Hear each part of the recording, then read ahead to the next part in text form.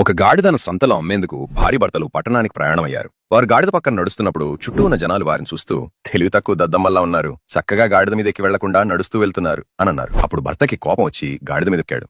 అలా అతడు గాడిద మీద ఆమె పక్కనే నడుస్తూ వెళ్తూ కాస్త ముందుకు వెళ్లగా మళ్లీ కొందరు ఆమెను చూస్తూ పాపం అమాయకుడాలనుకుంటా భర్తపై నెక్కాడు, ఆమె మాత్రం కష్టపడి నడుస్తుంది అనన్నారు. వెంటనే భర్త కిందకి దిగి ఆమెని గాడిద మీదకి ఎక్కించి ప్రయాణం మొదలెట్టారు. ఇంకాస్త దూరం వెళ్లాక భర్తను చూస్తూ నవ్వుతూ మగాడయుండి నడుస్తున్నాడు, ఇంట్లో మొత్తం ఆమెదే నడుస్తుందనుకుంటా అని నవ్వుకున్నారు. భర్త అవమానంగా భావించి అతడు కూడా గాడిద మీద ఎక్కాడు. ఇలా ఇద్దరూ ఎక్కి ఇంకాస్త దూరం దాని మీద వెళ్తున్నప్పుడు మళ్లీ చుట్టూ ఉన్న వాళ్లు వీళ్ళకేం పోయే కాలం, దున్నపోతుల్లా ఉన్నారు, పాపం గాడిద మీద ఎక్కిపోతున్నారు, నడిస్తే ఏమి పోతుంది పాపం ఆ గాడిద అని చుట్టూ మాట్లాడుకున్నారు. భర్తకు చివరికి ఒక విషయం అర్థమైంది, నువ్వు జీవితంలో ఏం చేసినా సొసైటీలో చుట్టూ గాడిదల్లా ఏదో ఒకటి అంటూనే ఉంటారు. సక్సెస్ అయితే ఎవరినో ముంచేసి వచ్చాడని, ఫెయిల్ అయితే ఏం చేతకాని వాడని. సొసైటీలో ఇలాంటి మాటలను పట్టించుకుంటూ పైకి కిందికి ఎక్కుతూ దిగుతూ ఉంటావా, లేకపోతే నీ దారి నువ్వే ఎంచుకుని నీ జీవితం నువ్వే జీవిస్తావా అనేది నీ చేతుల్లోనే ఉంది.